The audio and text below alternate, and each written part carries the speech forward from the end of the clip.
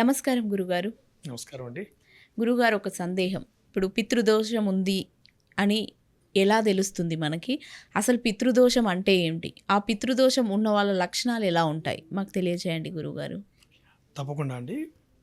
వాగర్ధావివ సంపృక్తో వాగర్ధ ప్రతిపత్తయే జగతః పితరౌ వందే పార్వతీ పరమేశ్వరు. సాధారణంగా ఈ పితృదోషం అనేది ఈ కాలంలో చాలా వినబడుతున్నటువంటి అంశం. ఇక్కడ చూసినా, ఎవరి నోట చూసినా ఈ పితృదోషం అనే మాట వినబడుతుంది. అసలు ఎలా వస్తుంది, దీనికి ఏం పరిహారాలు ఉన్నాయనేది చాలామందికి సందిగ్ధతగా ఉంది. అయితే ఈ పితృదోష విషయాల్లో శాస్త్రం చాలా కరాఖండిగా చెప్పింది. ఎలాంటి విషయాలు చేస్తే పితృదోషం అనేది ఆపాదించబడుతుంది. అసలు ముందు అందరికీ పితృదోషం అంటారు, కానీ అసలు ఆ దోషం అంటే ఏమిటో తెలుసుకోవాలి. అవును గురుగారు. పితృదోషం అంటే ఏమిటి, ఎట్లాంటివి పితృదోషంగా అంటారు.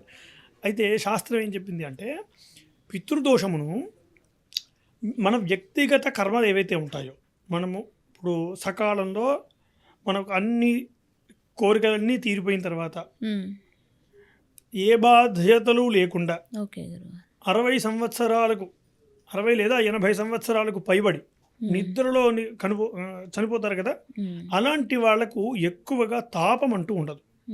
తాపం అంటే ఏమిటి, అనేకమైన కోరిక ఏవో చేసేయాలి, నేను అనేక రకాలు సృష్టించాలి, అనేక మంది పేరు తెచ్చుకోవాలని, ఇట్లా అనేకమైన ఒక్కొక్క కోరికలు ఉంటాయి కదా.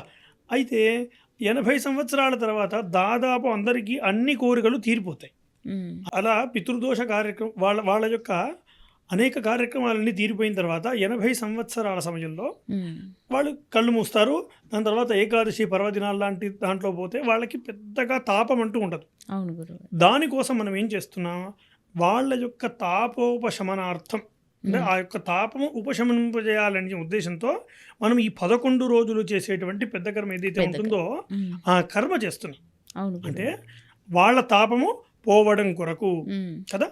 అలాంటి తాపము అకాల మరణాలు చెందే వాళ్ళకి, అంటే 60 సంవత్సరాల లోపు, లేదా రోగగ్రస్తంతో మరణించినప్పుడు వాళ్ళకు ఎన్నో కోరికలు ఉంటాయి, వాళ్ళ శరీరం ఎంతో ఆవేదనతో ఉంటుంది, ఎన్నో రకాల బాధలు వాళ్ళు పడుతూ ఉంటారు. అలా చనిపోయే వాళ్ళకు కూడా ఒక రకమైనటువంటి తాపం ఎక్కువగా ఉంటుంది. అలా రోగగ్రస్తంతో చనిపోయినా అది తాపం పోదు. మనం చేసేటువంటి ఈ సామాన్యమైనటువంటి 12 రోజులు చేసేటువంటి క్రియ సరిపోదు అని శాస్త్రం చెప్పింది. అలాగే అకాల మరణాలు, యాక్సిడెంట్ల రూపంలో చనిపోవడం, అవును గురుగారు, బలవన్ మరణాలు, ఆత్మహత్యలు లాంటివి చేసుకోవడం, ఇంకొకటి ఎవరైనా చంపడం, హత్యలు లాంటివి చేయడం, ఇవన్నీ అకాల మరణాల కిందికి వస్తాయి. ఇవన్నీ కూడా పితృదోషముగా మారుతాయి. అంటే వాళ్ళ తాపము పోదు. మనం ఏదైతే ప్రేత శబ్దం వాడుతున్నామో ఈ 12 రోజుల్లో ఏమని చెప్తాం, మనము ప్రేత తాపోపశమనార్థం అని చెప్పి కర్మను ఆచరిస్తాం. అంటే ఆ యొక్క ప్రేతలు ఎవరైతే ఉంటారో 12 చనిపోయిన తర్వాత వెంటనే ప్రేత అన్న శబ్దం వాడతాం. వాళ్ళు పితృస్థానము కొరకు ప్రేత నుండి పితృదేవతలుగా మార్చడం కొరకు చేసే కర్మనే ఈ 11 రోజులు చేసే కర్మ అని చెప్పుకున్నాం కదా. 12వ రోజు నుండి ఏం చెప్తున్నాం, పితృదేవత పితృపితామహ ప్రపితామహానాం అని అంటున్నాం. అంటే 12వ రోజు నుండి వాళ్ళకి పితృస్థానం అనే అర్హత వస్తున్నది. అది మనం ఈ 12 రోజులు చేసే మామూలుగా చనిపోయిన వాళ్ళకి ఈ సరిపోతుంది. కానీ ఇలా అకాల మరణాలు చెంది ఇది తాపంతో ఉండడం చేత ఈ తాపము ఈ కర్మల చేత పోదు. ఈ చిన్న చిన్న కర్మల చేత ఈ తాపం అంటూ పోదు. మరేం చెయ్యాలి అంటే, దానికి కూడా శాస్త్రం కొన్ని నియమాలు పెట్టింది. ఎలాంటి వాళ్ళను పితృదోషము అంటే, సకర్మలు చేయకపోయినా పితృదోషము అని చెప్పింది. సకర్మలు అంటే ఏమిటి, నేను అనుకుంటాను, నేను నా తండ్రికి అన్ని కర్మలు సకర్మలు చేశాను.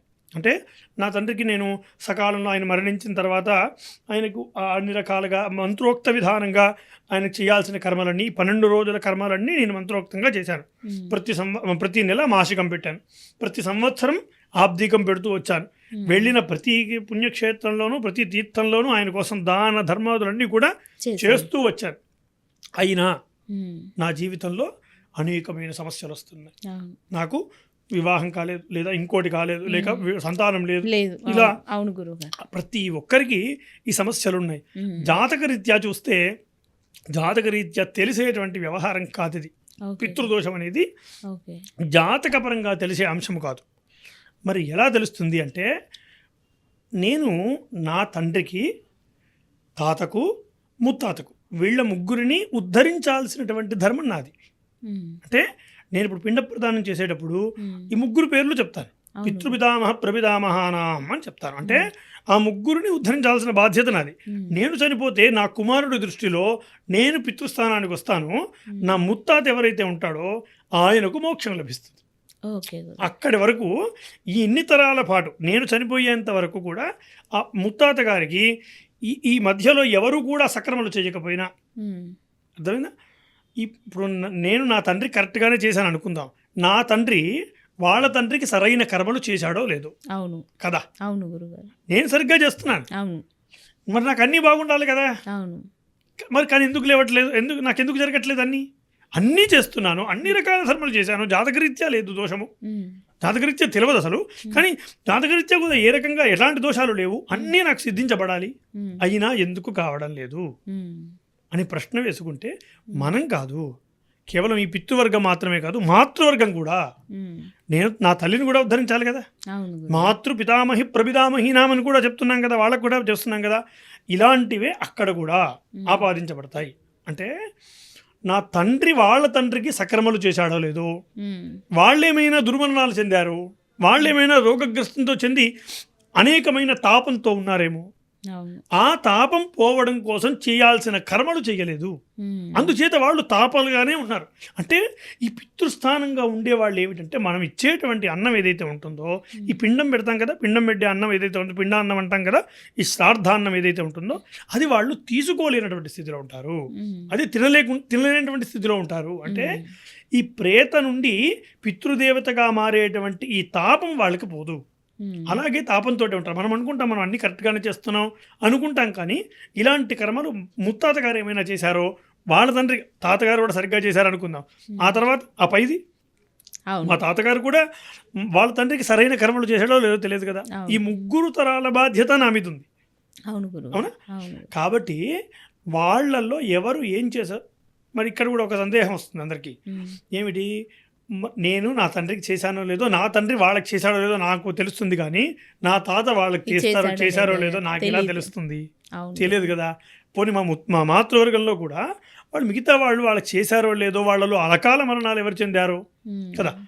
ఇవన్నీ సమస్యలు చాలామందికి ఉంటాయి. అందులోనూ ఇలాంటి వాళ్ళకి ఎలా తెలుసుకోవాలి అంటే, ఉమ్. తెలుసుకోవాల్సిన అవసరం లేదు. మనం చేసేటువంటి కర్మల్లో అన్నీ కరెక్ట్గానే ఉండి, ఉమ్. ఏ రకమైనటువంటి జాతకరీత్యా పరిహారం లేకుండా, జాతకరీత్యా కూడా ఏ దోషం లేకుండా అన్నీ మనం సాధించుకోగలిగేటువంటి సామర్థ్యంలో ఉన్నప్పుడు మనకు జరగట్లేదు అని ఉంటే కనుక, అప్పుడు ఏం చేయాలి అంటే, నారాయణ బలి అనే మోక్ష నారాయణ బలి కర్మను ప్రతిపాదించింది గరుడ పురాణం. ఉమ్. ఈ మోక్ష నారాయణ బలి కర్మను చేస్తే ఖచ్చితంగా ఈ పితృదోష నివారణ జరుగుతుంది అని చెప్పింది. ఓకే. మోక్ష నారాయణ బలి అనే కర్మను ఆచరించాలి. ఇది ఎవరైనా చేయవచ్చు. ఎక్కడ చేయాలి, ఎలా చేయాలి అనేది కూడా నేను చెప్తాను. ఈ పితృదోష పరిహారం ఈ ఒక విధమైతే, ముందుగా ఈ పితృదోషాలు ఎవరెవరికి ఆపాదించబడతాయో కూడా తెలుసుకోవాలి. అవును గురుగారు. కదా. ఈ పితృదోషం అనేది ఇప్పుడు నాకొక్కడికే కాదు, ఎవరిని నేను పితృదోషంగా భావించాలి అంటే, ఇప్పుడు నా తండ్రి గారు ఉన్నారు, నా తండ్రి గారికి సోదరులు ఉన్నారు, వాళ్ళకి వివాహం కాలేదనుకుందాం. వివాహం కాకుండా ఉన్నటువంటి సోదరులు అకాల మరణాలు చెందిన వాళ్లకు కర్మలు చేయాల్సిన బాధ్యత నాది. అంతే కదా. నా తండ్రి కర్మలు చేయాలి. నా తండ్రి చేయలేనటువంటి స్థితిలో ఉన్నాడు కాబట్టి, ఎందుకంటే వాళ్ళకి వివాహం లేదు కదా. సోదరులను ఇద్దరిని కూడా, అంటే ఆడవాళ్ళను మగవాళ్ళకి కూడా వివాహం కాకపోతే ఆయా ధర్మాలను వాళ్ళకి చేయాల్సిన కర్మలు చేయాల్సింది నా తండ్రి. నా తండ్రి ఇప్పుడు లేడు కదా, ఆయన చేయాల్సిన ధర్మం నాపై పడింది కదా. కాబట్టి నేను వాళ్ళందరికీ అర్హులు అవుతాను.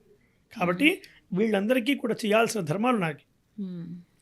ఒకరెవరో ఇంట్లో నుంచి వెళ్ళిపోయారు అనుకుందాం.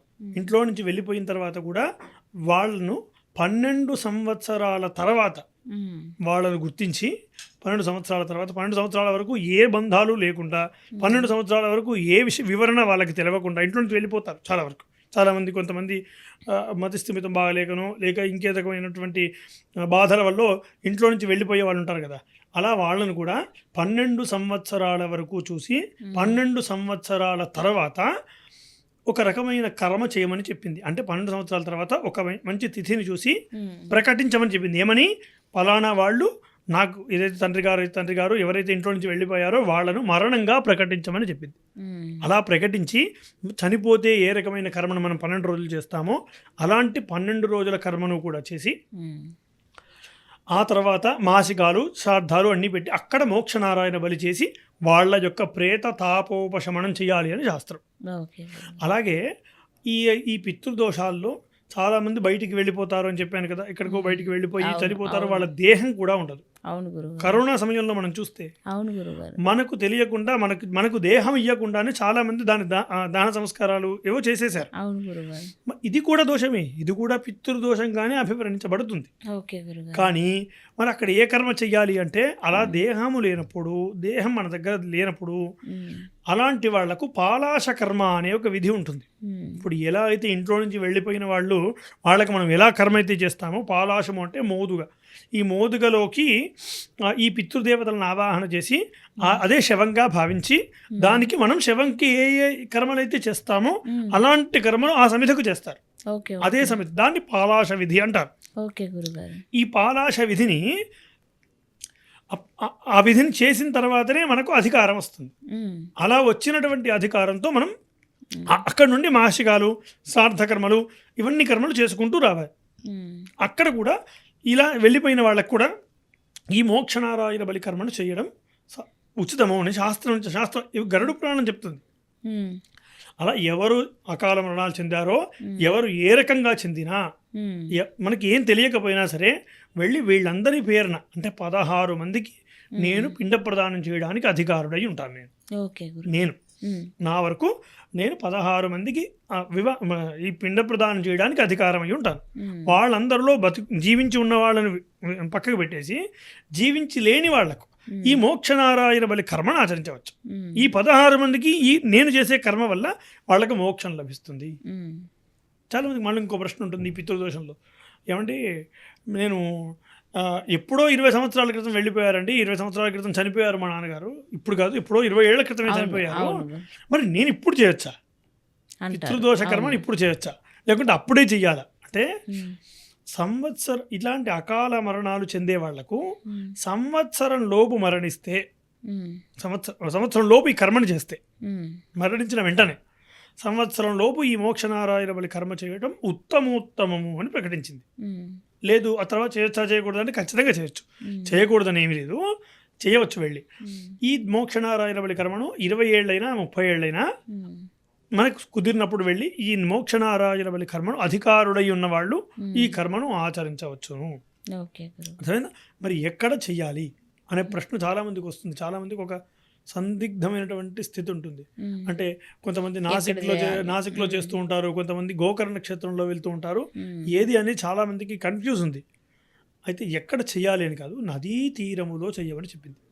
ఏదైనా తీరము ఉండి ఆ తీరములో చేయడం సముచితం. ఏదైనా సరే ఒక తీరములో చేయడం ఉచితం. అయితే ఏ తీరంలో అయినా చేసుకోవచ్చు అంటే ఎక్కడైనా చేసుకోవచ్చు, దానికి ఎటువంటి నియమము లేదు. మరి గోకర్ణానికి ఎందుకు వెళ్తున్నారు? గోకర్ణంలోనే ఎక్కువగా పితృదోష నివారణ కర్మలు చేస్తూ ఉంటారు. అక్కడే ఎందుకు వెళ్తున్నారు అంటే, ఒకటి మనం ఇక్కడ ఒకటి గమనించాల్సిన ధర్మం ఏమిటి అంటే, మనకు 3 గయలు ఉన్నాయి. గయాశ్రాద్ధము అని చెప్తాం మనం. ఇక్కడ ఇంట్లో కూడా శ్రాద్ధం చేసేటప్పుడు గయాపుణ్య ఫలితమస్తు అని అంటాం. అంటే నేను ఇంట్లో చేసినా నాకు గయలో చేసినటువంటి పుణ్యఫలాన్ని నాకు ఇవ్వు. నేను ఇంట్లో చేసుకున్న ఏ శ్రాద్ధం చేసినా, సంవత్సర ఆబ్దిగాలు పెట్టినా ఇదే మాట వాడతాం. గయా శ్రాద్ధం యొక్క పుణ్యఫలం నాకు ఇవ్వమని చెప్తాం. అలాంటి గయల్లో ఒకటి ఈ గోకర్ణ క్షేత్రము. గోకర్ణ క్షేత్రమును రుద్రగయ అంటారు. మామూలుగా బీహార్ రాష్ట్రంలో ఉన్నటువంటి గయ ఏదైతే ఉందో అది విష్ణు గయ. బ్రహ్మకపాలం అని బద్రీనాథ్ కంటే పైన బ్రహ్మకపాలం అని ఒక క్షేత్రం ఉంది, అక్కడ ఉండేది బ్రహ్మగయ. అంటే త్రిమూర్తులకు సంబంధించినటువంటి గయల్లో రుద్రుడికి సంబంధించినటువంటి గయ గోకర్ణ క్షేత్రము. అందులోనూ మన దక్షిణాది వారికి గయాశ్రాద్ధం చేయాలి కదా. దక్షిణాది వాళ్లకు దగ్గరలో ఉన్నటువంటి గయాక్షేత్రము గోకర్ణ క్షేత్రము. కాబట్టి గోకర్ణ క్షేత్రంలో వెళ్ళి చేయడం గయాశ్రాద్ధము.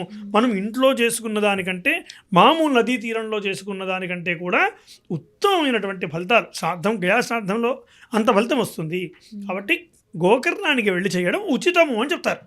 అంతే తప్ప ఏ నదీ తీరంలోనైనా చేసుకోవచ్చు. మరి నాసిక్లో ఎందుకు చేస్తారంటే, నాసిక్లో ఒకటి మామూలుగా నేనున్నాను, నా కుమారులు ఎవరైనా చనిపోయారనుకోండి, నా కుమారులు పుట్టి గర్భాన్లో 12 సంవత్సరాల లోపు చనిపోయిన వాళ్ళు ఉంటారు చూసారా, వాళ్లకు నేను కర్మ చేయాల్సి వస్తే, అంటే ఒక కుమారుణ్ణి నేను ఉద్ధరించాల్సి వస్తే అది నాసిక్లో వెళ్ళి చేయడం ఉత్తమం అని చెప్పింది శాస్త్రం. నేను నా కుమారుణ్ణి ఉద్ధరించడానికి నాసిక్ వెళ్ళి చేయాలి.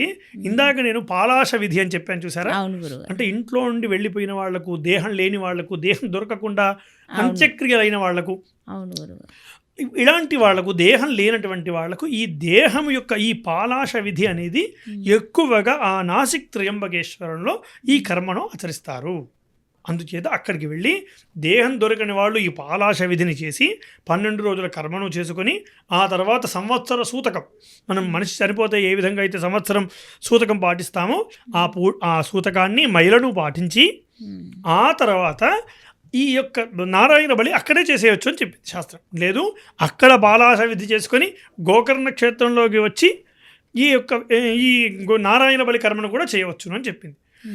ఇక్కడే కాకుండా కాశీలోనే చేయవచ్చా, లేకుంటే ఇంకో గైలో బ్రహ్మాండంగా ఎక్కడైనా చేసుకోవచ్చు అండి. నదీ తీరం ఉంటే ఎక్కడైనా చేసుకోవచ్చు. కాశీ మహాపుణ్యక్షేత్రం, మహాశ్మశానం కూడా. ఈ కాశీ విషయాలు కూడా చాలామంది అడుగుతూ ఉంటారు.